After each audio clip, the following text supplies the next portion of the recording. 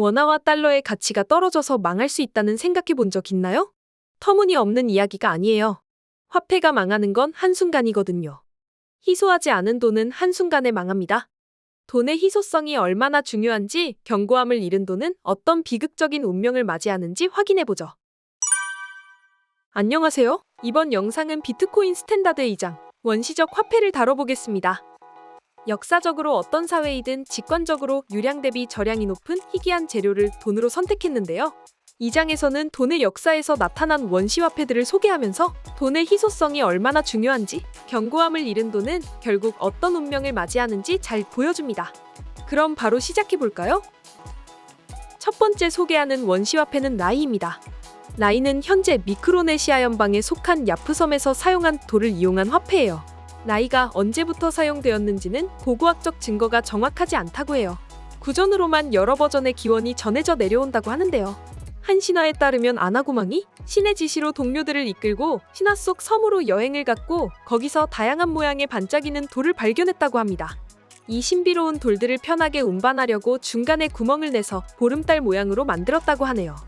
이 신화에서 이야기한 것처럼 라이는 가운데 구멍이 뚫린 원반 모양의 큰 석회암인데요. 무게와 크기가 다양했고 제일 큰 건 무려 4톤에 달합니다. 지금도 야프섬에는 다양한 라이가 여기저기 놓여있는 것을 볼 수 있다고 합니다. 야프섬에는 석회암이 없었기에 라이를 만들기 위해선 팔라우나 괌에서 석회암을 채석해와야 했는데요. 야프섬에서 팔라우까지 직선거리는 약 450km, 야프섬에서 괌까지 약 850km. 지구 공류를 감안하고 또 항로로 이동한다면 더욱 먼 거리였을 텐데 그 옛날에 이 거리를 뗏목이나 카누로 왔다 갔다 했다니 상상만으로도 얼마나 귀한 취급을 받았을지 가늠이 됩니다. 당시 야프섬 사람들이 라이를 어떻게 사용했는지 볼까요?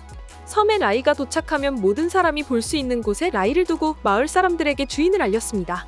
라이를 사용해서 주인이 바뀐다면 누가 라이의 새 주인이 되었는지 모두에게 알렸습니다. 돌은 결코 움직이지 않았죠.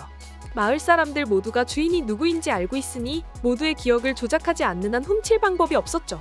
지난 1장에서 언급했던 판매 가능성의 세 축으로 라이를 한번 살펴볼까요? 1. 규모.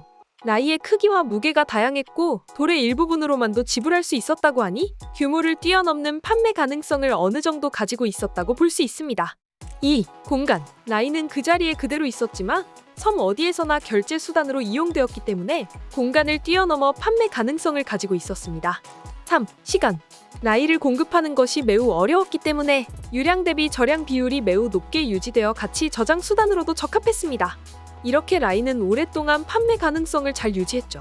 그러나 1871년 야프섬 사람들이 조난당한 미국인 오키프를 살려내면서 라이는 역사 속으로 사라지게 됩니다. 오키프는 야프섬에 코코넛을 내다 팔고 싶었지만 야프섬 사람들은 무쓸모인 외국 돈을 받을 리 없었죠. 그래서 그는 홍콩에서 큰 배와 폭약을 구해와 라이를 여러 개 캐냈고 이것으로 코코넛 대금을 치르려 했습니다. 촌장은 오키프가 가져온 돌은 피땀 눈물을 들여 전통적 방식으로 만들어낸 라이가 아니기 때문에 가치가 없다고 했지만 이 생각에 동조하지 않았던 몇몇 사람들이 오키프의 짬라이를 받아주면서 결국 라이 화폐 제도는 종말을 맞이하고 말았습니다. 두 번째로 소개하는 화폐는 서아프리카에서 몇백 년 동안이나 사용되었던 아그리 구슬입니다. 아그리 구슬의 판매 가능성을 바로 살펴볼게요. 1. 규모. 구슬 크기가 일정하지 않기 때문에 완전 이상적이진 않았지만 귀한 이 구슬은 작고 목걸이나 팔찌 등으로 꿰일 수 있어서 규모를 뛰어넘는 판매 가능성을 가졌습니다. 2. 공간. 귀한 이 구슬은 크기가 작으니 가지고 다니기 편해서 널리 사용될 수 있었죠. 3. 시간. 아그리 구슬을 귀하게 여겼던 지역에서는 유리 제작 기술이 비쌌기 때문에 유량 대비 저량 비율이 높았습니다. 하지만 16세기 서아프리카에서 유리 구슬을 귀하게 여긴다는 것을 알게 된 유럽인들은 유리 제작 기술이 보편화된 유럽에선 하찮게 여기는 유리 구슬을 대규모로 들여오기 시작합니다.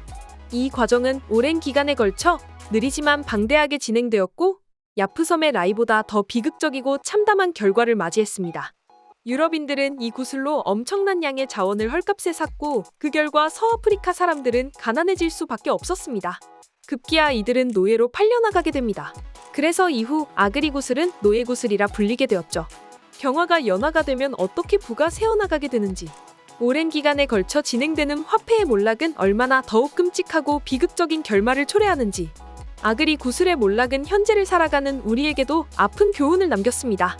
나이와 아그리 구슬 이외에도 조개 껍질, 소금, 소도 세계 곳곳에서 화폐로 사용되었지만 기술이 발전하고 견고함을 잃게 되면서 새로운 화폐에게 화폐의 지위를 내주게 되는 역사를 반복했습니다.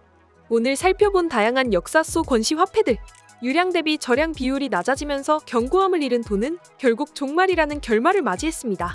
특히 화폐가 연화가 되는 과정에서 사회는 엄청난 아픔과 혼란을 겪었죠. 이 순간에도 유량 대비 절약이 급락하고 있는 볼리바르로 인해 고통받는 베네수엘라 국민들은 동일한 고통을 겪고 있는 셈입니다. 야프섬 촌장은 알았던 만들기 쉬운 돈은 절대 돈이 될 수 없다는 단순한 진리. 흥미롭고도 아픈 원시화폐들의 운명을 거울 삼아 현 시대의 화폐를 비춰볼 수 있었던 2장 원시화폐를 마무리해보겠습니다. 그럼 3장에서 만나요. 안녕!